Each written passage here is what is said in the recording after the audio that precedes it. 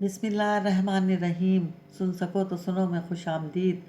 آج جو ناول لے کر آئے ہیں اس کا عنوان ہے جو رکے تو کوہ گراں تھے ہم۔ قسط نمبر 53 کے ساتھ آپ کی خدمت میں حاضر ہیں۔ اگر آپ نے ابھی تک ہمارا چینل سبسکرائب نہیں کیا تو چینل کو سبسکرائب کریں اور بیل آئیکن کو پریس کرنا مت بھولیے گا تاکہ آنے والی تمام اقساط آپ کو بر وقت ملتی رہیں۔ ناول کیسا لگ رہا ہے یا آپ کوئی اور ناول سننا چاہتے ہیں تو اپنی رائے کا اظہار ضرور کیجیے گا، ہماری حوصلہ افزائی ہوگی۔ شکریہ۔ تمہارے پاس جو گوگلز ہیں ان کے فیچرز زبردست ہیں، مجھے بھی ان کو خریدنے کا شوق تھا لیکن یہ بہت مہنگے ہیں، میں ان کو خرید نہیں سکتا۔ مومن زادے نے اپنے پاکستانی دوست کے گوگلز باکس کے پیچھے چھپی ان کی خصوصیت پڑھتے ہوئے کہا۔ اچھا واقعی؟ اس نے حیرت سے پوچھا۔ کیوں، کیا تمہیں معلوم نہیں؟ مومن کو لگا وہ جان بوجھ کر بے نیازی کا مظاہرہ کر رہا تھا۔ یہ تو ہو ہی نہیں سکتا کہ تم نے دیکھے بغیر انہیں خرید لیا ہو، شاید تم یقین نہ کرو لیکن ایسا ہی ہے۔ وہ اسی بے نیازی سے بولا جو مومن زادے کو بناوٹ لگ رہی تھی۔ یہ جو پاؤڈر باؤل جیکٹ اور روبیکون پینٹس ہیں، یہ ڈفی کلوز، نووا سکرز اور سنو یارڈ شوز، یہ سب تم نے دیکھے بغیر خریدے ہیں۔ ووون کو اس کی اس بناوٹ پر بے وجہ طیش آنے لگا۔ ہاں ایسا ہی ہے، وہ اپنی بات پر مصر رہا۔ تم جانتے ہو یہ ایک نارمل سکی گیٹر کی نسبت کتنے زیادہ مہنگے ہیں، جو صرف ایک پروفیشنل کا انتخاب ہی ہو سکتے ہیں، وہ بھی ایسا پروفیشنل جس کی جیب میں اندھا پیسہ ہو۔ مومن زادے کا موڈ آف ہو گیا۔ اس کی بناوٹ بھری بے نیازی نے اس لڑکے کا تاثر خراب کر دیا تھا۔ میں ایک پیشہ ور کھلاڑی نہیں ہوں، وہ سر ہلاتے ہوئے بولا۔ میں نے یہ سب زندگی میں پہلی بار دیکھا ہے۔ یہاں آنے سے پہلے میں نے آرمیڈ کمپنی کو ایک میل لکھی تھی کہ مجھے بہترین سکی گیٹر مہیا کر دیں۔ انہوں نے مجھے مختلف گیٹرز کی فہرست بھیجی جس میں سے میں نے اس کا انتخاب کر لیا۔ یقین جانو میں نے دیکھا نہ جانچا کہ ان سب کی خصوصیات کیا ہیں، اور تم نے ڈالرز میں قیمت چکائی۔ مومن زادے نے ترچھی نظروں سے اسے دیکھا۔ نہیں، پاؤنڈز میں۔ پاؤنڈز تم نے ادا کیے؟ ان کو اپنے ملک کے قابل رحم کرنسی میں تبدیل کر کے دیکھا تم نے؟ نہیں، اس نے آہستہ سے سر ہلایا۔ مجھے یقین نہیں آتا کہ یہ شخص جو پیشہ ور ڈائیو نہیں ہے وہ صرف شوق کی خاطر اتنا پیسہ خرچ کر دے جبکہ اس کا تعلق تیسری دنیا کے غریب ملک سے ہو۔ ووون نے سر ہلایا۔ تیسری دنیا کے غریب ملک کے ارب پتی تم نے دیکھے ہیں کبھی؟ سار نے سے سوال کیا۔ پہلے نہیں دیکھے تھے، اب دیکھ رہا ہوں، ووون نے کہا۔ اچھی طرح دیکھ لو، وہ ایسے ہی ہوتے ہیں، جاہل، شوقین، انہیں کسی بھی چیز کا کچھ پتہ نہیں ہوتا، وہ بس پیسہ لٹانا جانتے ہیں، میری طرح۔ اس کے چہرے پر تمسخرانہ مسکراہٹ ابھری جس کی سمجھ میں نہیں آ رہا تھا کہ ایسا کیا کرے جو پیسے سے لے اس کی جان چھوٹ جائے۔ پیسے سے جان چھڑانا چاہتے ہو؟ ووون نے چونک کر دیکھا۔ ہاں، اس نے سر جھکاتے ہوئے کہا، لیکن جتنی جان چھڑاتا ہوں وہ اتنا ہی اور بڑھ جاتا ہے۔ نفع کے کھاتے میں پہلے سے جو گنا پیسہ آ جاتا ہے، میں نہیں جانتا اس سے کیسے جان چھڑاؤں۔ ووون زادے اپنی جگہ پر ساکت بیٹھا اسے دیکھ رہا تھا۔ یہ شخص ان کی تھا یا سر پھرا؟ وہ سوچ رہا تھا جس پیسے کو کمانے کی خاطر وہ سارا سال مشین بنا رہتا تھا، اسی پیسے کو دونوں ہاتھوں سے لٹانے کی خواہش کر رہا تھا۔ تم خیراتی ادارے کھول لو، وہاں خرچ کرو، ووون نے تجویز دی۔ تمہارا کیا خیال ہے؟ میں نے ایسا نہیں کیا ہوگا، وہ تیزی سے بولا، اور مجھے لگتا ہے کہ انہی کی وجہ سے یہ بڑھ رہا ہے، اسی لیے تو میں نے تعیش پر فضول کاموں پر خرچ کرنا شروع کر دیا ہے تاکہ مجھ سے روٹ جائے۔ تم نادان ہو، احمق، بے وقوف، ووون بلند آواز میں بولا۔ تم جانتے ہو کہ یہ بڑی نعمت ہے، تم نہیں جانتے کہ کبھی کبھی کتنا بڑا عذاب بن جاتا ہے، وہ اسی تیزی سے بولا۔ یہی پیسہ لوگوں کے ایک دوسرے کے گلے کاٹنے پر لگا دیتا ہے، پستول کے نشانے پر لٹوانے لگتا ہے، یہی پیسہ ہائی فائی ڈینس بن کر پوری دنیا میں گردش کرتا قوموں کی تقدیریں بدلنے کے کام آتا ہے، غریب قوم کو غریب تر اور امیر کو امیر تر بنا دیتا ہے، یہی پیسہ جوا بنتا ہے اور جرم اور گناہ کے نہ جانے کتنے مرکز چلاتا ہے، یہی پیسہ عزتیں بکواتا اور خریدتا ہے، رشتوں کے احترام گنواتا ہے، انسانوں کو آدمی بنا دیتا ہے، دلوں کے سکون چھینتا ہے اور راتوں کی نیند بھی۔ تم نے اتنا کمایا ہی کیوں؟ پھر اگر اسے سانپ ہی سمجھنا تھا۔ مومن زادے کو اس کی ہر دلیل پر غصہ آ رہا تھا۔ میں نے نہیں کمایا، وہ سر جھٹکتے ہوئے بولا۔ یہ خود سے خود آتا گیا، جیسے پانی کسی ایک راستے کا انتخاب کر کے اسی طرح بہنے لگتا ہے نا، یہ اسی طرح میری طرح بہنے لگا اور بہتا چلا آتا ہے۔ جب تک میں انجان تھا میں نے اس پانی میں خوب ہاتھ دھوئے، لیکن جب سے باخبر ہوا ہوں اس کے سوتے سکھانے کی کوشش میں مصروف ہوں، مگر وہ سوکھنے کا نام نہیں لیتے۔ ایک سوراخ بند کرتا ہوں، 10 اور پھوٹتے ہیں۔ تم نہیں جانتے وومن، وہ سر ہلاتے ہوئے بولا، یہ نہ ہو تو بھی عذاب، یہ ہو تو بھی عذاب۔ وہ وومن زادی کے دل میں ساز سلطان کی بناوٹی بڑی بے نیازی پر غصے کا جو بال اٹھ رہا تھا وہ لمحہ بھر میں بیٹھ گیا۔ یہ لڑکا بناوٹ کا شکار نہیں تھا، اس کا مسئلہ یقیناً کچھ اور تھا، کچھ ایسا جو خاص پیچیدہ تھا اور جسے سمجھنے کے لیے وومن کو وقت درکار تھا۔ میں معذرت خواہ ہوں، میں بے وجہ تلخ ہو گیا۔ وومن نے اپنی آواز نیچی رکھتے ہوئے کہا، کوئی بات نہیں۔ اس نے بھی اپنا چہرہ موڈ بدلنے کی کوشش کرتے ہوئے کہا، مجھے بھی افسوس ہو رہا ہے کہ تمہاری بات کا جواب دیتے ہوئے میرا لہجہ تیز ہوا۔ کیا تم کسی وقت مجھے خود سے ملاقات کا موقع دو گے؟ وومن نے پوچھا۔ یقیناً، وہ دوستانہ انداز میں مسکرایا، بشرطے کہ میں اپنے بارے میں خود جان لوں کہ بات کیا ہے۔ میں انتظار کروں گا اور اس وقت تک تمہارے ساتھ رہنا چاہوں گا۔ وومن بھی مسکرایا۔ اچھا تو ان گوگلز کی کیا خصوصیات ہیں مجھے بھی بتاؤ، اس نے وومن سے سوال کیا۔ اس کے چہرے پر شرارت بھری مسکراہٹ تھی۔ ان میں ایچ ڈی کیمرہ اور میوزک سسٹم موجود ہے، 170 ڈگری کا زاویہ بنا سکتا ہے۔ کیمرہ اور کریٹک کمپنی کے دستیاب گوگلز میں سے یہ گوگل سب سے قیمتی ہے، جسے قیمتی کہ ایک عام پیشہ ور سکی ڈرائیور ان کا صرف خواب ہی دیکھ سکتا ہے۔ وومن زادی نے کہا، یہ تم رکھ لو وومن اور مجھے اپنے حوالے دے دو۔ اس کے پاکستانی دوست نے انتہائی سادگی سے کہا، کیا؟ وومن اپنی جگہ سے زیادہ نہیں تو 1 فٹ تو ضرور اچھلا ہوگا۔ ہاں، وہ نرمی سے بولا، میں تو ایک اناڑی سا بندہ ہوں، مجھے سکی ڈائیونگ کے الف بے بھی ابھی سیکھنی ہے۔ اس بار یہاں چلا آیا ہوں، اگلی بار شاید مجھے اس کا خیال بھی نہ آئے۔ یہ سب سامان بیکار ہو جائے گا، تم رکھ لو۔ تم تو ایک شوقین سکی ڈرائیور ہو، یہ تمہارا شوق ہے جو کبھی ختم نہ ہوگا۔ تم ہر سال کہیں نہ کہیں اسے پورا کرنے کے لیے جاتے رہو گے، یہ تمہارے کام آئے گا، اسے تم رکھ لو۔ وومن زادی بے یقینی سے اسے دیکھتا رہا، پھر اس نے سامنے نظر جماتے ہوئے کہا، دیکھیں گے، پہلے تم کل کی تیاری کرو۔ تم نے لفٹ کے ٹکٹس سنبھال رکھے ہیں نا؟ ہاں، اس کا پاکستانی دوست اس کے یوں موضوع بدل دینے پر مسکرا کر بولا تھا، کل میں پہلی بار سکی ڈرائیونگ کے لیے جاؤں گا، اللہ تمہارا حامی ہو۔ وومن نے اسے دعا دی اور دونوں ہنسنے لگے۔ میں نے حل سوچ لیا ہے ان ملوانوں کے لمڈے کے مسئلے کا۔ ارے واہ، مولا خوش رکھے، مجھے معلوم تھا جتنی سیانی تم ہو کوئی نہ کوئی حل ضرور ہی سوچ لو گی۔ وہ تو ٹھیک ہے، مگر کیا؟ ارے بولو بھی، منہ لٹکا کر چپ کیوں ہو گئیں؟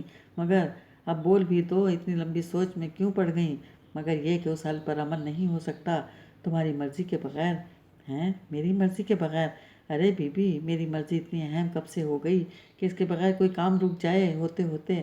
ہاں واقعی، ویسے تو ایسے کوئی کام نہیں ہے دنیا میں، مگر یہ کام ایسا ہے جو تمہاری مرضی ہو تو یہاں یوں ہو جائے چٹکی بجاتے، اور جو ہو جائے تو بہت سے مسئلے حل ہو جائیں، اور جو تمہاری مرضی شامل نہ ہو تو پھر بہت سے مسئلے نئے سرے سے آ کر ناچنے لگیں گے۔ خیر، ناچتے نچانے کا کام تو آج تک ہم نے کیا ہے نہ کرایا ہے، نہ آئندہ ہونے دیں گے، چاہے وہ اللہ مارا دیفا لاٹر کتنے ہی الزام کیوں نہ دھرتا پھرے ہم پر۔ تم یہ بتاؤ ایسا کیا ہے جس میں مجھے کمین ذات کی مرضی درکار ہے، بتا دوں، لیکن پہلے وعدہ کرو میراسیوں والی گالیاں نہیں دو گی۔ اچھا تو گالیوں والی بات ہے؟ نہیں بی بی، تمہیں گالیاں دینے کا بوجھ یہ زبان نہیں سہا سکتی۔ ارے بھائی، دو گی تو کیا فرق پڑے گا، تمہاری گالیاں بھی پھول بن کر لگیں گی۔ ارے مولا اب بھاگ لگائے رکھے سدا تمہیں اور تمہارے دولہا کو، تم اب بتا بھی دو مسئلے کا حل۔ ادھر وہ حبشی سانڈ 3 ڈبہ سنبھالے جانے کو تیار کھڑا ہے، آج کی رات تو مشکل ہی ہے نکالے یہاں۔ چپ کرو بے ادب، خبردار جو ایسے برے برے ناموں سے پکارا، کیوں بھول جاتی ہو کہ اس کے سینے میں قرآن محفوظ ہے؟ مجھ سے تم سے کہیں زیادہ باعمل مسلمان ہے وہ۔ ہائے، میں بھول گئی تھی، کوئی فائدہ نہیں اب گلے پیٹنے کا، توبہ کرو اور منہ سے دوبارہ ایسی بات یوں بھی نہ نکالنا، اور منہ بھی نہ نکالنا۔ منہ کیا مطلب؟ مطلب یہ میری عزیز جان سہیلی کہ میں نے سوچا ہے شام سے ادھر تمہارا نکاح مولوانوں کے اس لمڈے سراج سرفراز سے پڑھوا دیا جائے۔ اس سے میں نے صلاح لے لی ہے، وہ تو راضی ہے، مگر تم ارے تم یہ کھڑے کھڑے قد سے گر کیوں گئیں؟ ہائے تمہاری زبان ذرا سی بھی نہ لڑکھڑائی یہ بات کرتے ہوئے۔ شاباش ہے تمہاری عقل کو، سلام تمہاری سوجھ بوجھ کو، مولا کرم کرے تمہاری تدبیروں پر۔ اے بی بی، مجھے جیتے جی دھکا کیوں نہیں دے دیتی ماسی صغرا کے تندور میں؟ وہ بھلی بات ہوگی، میں سی کیے بغیر چپ چاپ سہ جاؤں گی، مگر دن دیہڑے یہ ظلم۔ ارے کیسی سہیلی ہو جو ایسی منحوس بات دھڑلے سے کہہ گئیں؟ دیکھا لگی نا، فوراً ہانپنے اور چابک میں الٹا کوچوان پہ چلانے لگی۔ اگر تو مصلحت کے معنی سمجھتی ہو تو جانو وہ اسی بات میں چھپی ہوئی ہے، اور یہ بات یہ بتاؤ کہ انسان کو اچھا برا، منحوس مارا، کمبخت شہزادہ اور من کا راجہ بنانے کا اختیار تمہارے پاس کہاں سے آ گیا؟ کیوں؟ کیا ہم انسان نہیں ہیں؟ ہمارے اچھے برے کا کوئی معیار نہیں؟ ظالم ہو تم جو خود کو ایک خوبرو شہزادے کی بیوی بن بیٹھی، اور میرے لیے انتخاب کیا وہ حبشی سانڈ۔ میں خوب سمجھتی ہوں ذات اور خاندان کا گھمنڈ آج بھی تمہارے اندر سے نہیں نکلا۔ مجھے سمجھانا وہی ذات کی میراثن اور نیچ خاندان کی اولاد۔ استغفار پڑھو، لاہور پڑھو، شیطان تمہارے کندھے پر سوار بیٹھا نظر آ رہا ہے۔ ٹھیک ہے تمہیں میری تجویز پسند نہیں آئی، نہ صحیح، مگر ایک بات سوچ کر رکھو، میں اور تم نہیں جانتے کہ سراج سرفراز رئیس خاندان کا چشم و چراغ ہے، لیکن وہ آج تک اس نے ہمارے لیے کیا ہے؟ محلے والوں کی گالیاں سنی اور اپنا تمسخر اڑوایا ہے۔ جیسے اس روز وہ طیفے لاٹر کے سامنے سینہ سپر ہوا۔ بڑے بڑے خاندانی لوگ کسی کے لیے اس طرح ڈھال بننے سے گھبراتے ہیں۔ اب بیٹھی سوچ کیا رہی ہے وہ؟ جاؤ جا کر سراج سرفراز سے کہہ دو اپنا بوریا بستر باندھے اور چلا جائے جہاں کو قدم اٹھتے ہیں۔ جاؤ، اب اٹھتی کیوں نہیں؟ اور جو آج ہی اس کے ہاں سے چلے جانے کی خبر لے کر رات کو طیفہ لاٹر پھر گھس آیا تو گھس آنے دو، جو ہوگی دیکھی جائے گی۔ چھریاں اور خنجروں کے سائے میں بیٹھے ہیں، انجام خدا جانے۔ نہیں جائے گا سراج سرفراز یہاں سے، میں نے کہہ دیا۔ کیسے نہیں جائے گا؟ وہ کہہ چکا ہے ہماری خاطر جان لٹا سکتا ہے، مگر اس کے یہاں رہنے سے محلے بھر میں ہمارے لیے بھی تھو تھو ہے۔ تو لوگ پہلے ہی باتیں بنانے میں کم تھے کیا؟ یہاں سے سر شام ساز اور آواز کا شور اٹھتا شروع ہو جاتا ہے۔ جو ایک ہٹے کٹے جوان مرد نامحرم نے یہاں مستقل ڈیرے ڈال لیے، ابھی تو کوئی میرے اور منع کے ابا کے نکاح کو بھی نہیں مانتے۔ دل چاہتا ہے اپنے ہی کے سے سر ٹکرا کر مر جاؤں۔ یہ زندگی بھی کوئی زندگی ہے؟ شہر میں جہاں کوئی ذی روح آنکھ اٹھا کر میرے خاندان کی طرف دیکھ نہیں سکتا تھا، اسی شہر میں ہر انگلی اپنی طرف اٹھی محسوس ہوتی ہے۔ عزت کی چادر اوڑھ لینے کو نکاح کیا تھا، اس کے بچے کی ماں بھی بن گئی۔ عزت کی چادر سر پر تننے کے بجائے تار تار ہوئی جاتی ہے، تو اس میں کس کا قصور ہے؟ اس کا نہ جو تمہیں عزت کی چادر اڑانے کے بجائے پیسہ کمانے کے میدان میں قدم جمانے میں ساری توانائی خرچ کر رہا ہے، اب سے بہلاوے دے رہا ہے کہ بس چند دن اور گزر جائیں، تم لوگوں کو اس محلے سے شفٹ کراتا ہوں۔ نہ وہ چند گزرتے ہیں، نہ ہماری اس محلے سے جان چھوٹتی ہے۔ کیا اس کو نہیں معلوم کہ ہمارے دن رات کس خوف کے سائے میں گزر رہے ہیں؟ میرا نہیں، تمہارا نہیں، تو اپنے بچے کا احساس کر کے ہی اس کی راتوں کی نیندیں حرام ہو جانی چاہیے۔ اس کی نیت پر مجھے شک نہیں ہے، تمہیں سب پتہ ہے وہ کیسے صفر سے سفر شروع کر کے یہاں تک پہنچا ہے، کہ ہم کچھ نہیں کرتے اور ہمارے کھانے پینے پہننے اوڑھنے کا بندوبست کر جاتا ہے، خود بسوں اور ویگنوں میں دھکے کھاتا سفر کرتا ہے، مگر ہمیں سواری کے لیے پرانی ہی صحیح گاڑی لے کر دے رکھی ہے۔ اسے معلوم ہے، خوب معلوم ہے، طیفہ لاٹر کیسے چھریاں لہراتا پھرتا ہے، مگر یہاں سے شفٹ کرنے کے لیے اسی شہر میں کوئی نیا مکان ڈھونڈ لینے سے طیفہ ہماری جان نہیں چھوڑے گا۔ وہ اپنی چھریاں لہراتا وہاں بھی پہنچ جائے گا، ہم سے پہلے اس کے گلے پر چھری پھیرے گا۔ آخر اس کا رقیب روسیا ہی تو ہے، کر لو اس کی وکالتیں، تمہارا حق بنتا ہے۔ ہائے ہمارے مقدر، جان چھڑانا چاہتے ہیں پر چھوٹتی نہیں۔ اچھا پھر جاؤ اس بیچارے سراج کی جان کو تو خلاصی کراؤ، وہ خواہ مخواہ اداس اور جو مکھی میں آن پھنسا ہے، نہ اسے ساز و آواز سے کوئی لینا دینا ہے۔ ना हुस्न नज़ाकत से। वो बेचारा तो 2 वक्त की रोटी लेने और खाने की शर्म में जान फंसा बैठा। नमक हलाली बेहतरी कर ली इसने। इससे कह दो कि जहाँ पनाह मिलती है ले ले जाकर। तौबा है कैसी ज़मीन पकड़ कर बैठ गई हो। जाती क्यों नहीं? नहीं जा रही इसे भेजने को यहाँ से। कैसे भेज दूँ? नाम का ये आसरा भी ना रहा तो क्या करेंगे हम दोनों औरतें। डरती हो? हाँ डरती हूँ, कैसे ना डरूँ। चमचमाती छुरियाँ तुम्हारी तरफ बढ़ते देख चुकी हूँ खुद अपनी आंखों से। मेरा तो कमबख्त गला घोटने को ही था। ऐसा करो सिराज को तो भेजो ही भेजो। खुद भी खौफ और मौत के सायों से दूर भाग जाओ। तुम्हारा पुराना पेशा तुम्हारे लिए 2 वक्त की रोटी कमाने को काफ़ी है। तुम्हारे वो छींट के लिबास और उंगलियों के जुमल छल्ले, नाक का लाख और चुटिया के छन छनाते परांदे संभाले पड़ते हैं ना। इनसे दोबारा दोस्ती कर लो पीतल की गड़वी। अलबत्ता मैं तुम्हें नई ले देती हूँ। बजाती फिरना गाती फिरना, रुपया 2 रुपया 8 आने 4 आने, शाम तक अच्छी खासी दौलत जमा हो जाया करेगी। रहने को सड़क किनारे की बस्तियों में जाकर मिल ही जाएगी। तुम्हारा मुस्तकबिल रोशन है। जाओ इसे हाथ में ले लो। मुझे कर्म जली को अपनी कर्मियों की भूतों का सामना करने के लिए इधर अकेली पड़ी रहने दो। जो छुरी मेरे नसीब है मेरे ही गर्दन फिरे। तुम और सिराज मुफ्त में क्यों मारे जाओ? ओफो, अब रोती क्यों हो? जो सबसे आसान हल है वो बता तो दिया तुम्हें। तुमने मेरे मुंह पर जो तमाचा मारा है इसे खिला कर रोऊं भी नहीं। अब पल भर में मुझे अपनी औकात और वो रात याद आ गई जब अपनी इज्जत बचाने को तुम्हारी छत पर कूदी थी। भूले से इस वक्त मेरी औकात क्या थी भला? एक 18-19 साल की जाहिल गंवार गड़वी बजाने वाली मिरासन जो अपने माँ बाप बहन भाइयों के साथ महला शादी ब्याह खेल तमाशों और मेले ठेलों में गंवारों वाली गीत सुनाती बजाती ऊँचे शिमले वालों को और धंधे के फ़कीरों को एक बराबर समझती, हाथ फैला फैला कर दुआएं देती फिरती थी।